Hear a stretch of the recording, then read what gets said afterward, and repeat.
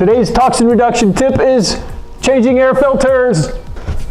Sometimes finding these air filters is half the battle.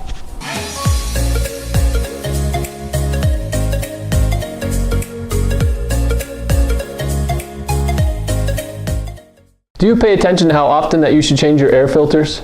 This pack lasts up to 3 months long. You can see on the bottom of the packaging. If you're not sure, compare the different air filters at the hardware store. On the front of their packaging, they will show you exactly what they filter out. When you're looking for air filters, consider purchasing the ones that are going to keep your air in your home cleaner, or the cleanest, or the best that you can.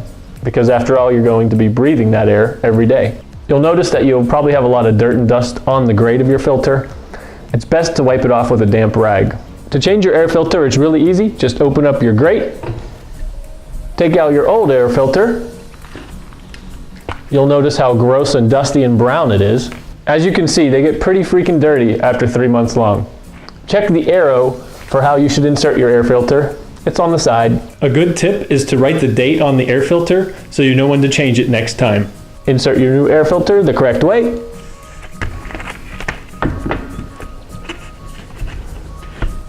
And close your grate. Voila. Well, there you have it. I hope you enjoyed the toxin reduction tip today. Now you can breathe a little bit more comfortably in your own home.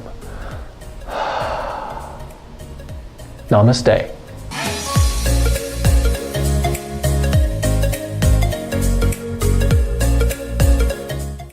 We hope you enjoyed the video. If you did, please give us a thumbs up, subscribe to our channel, and share with anyone who you think would benefit.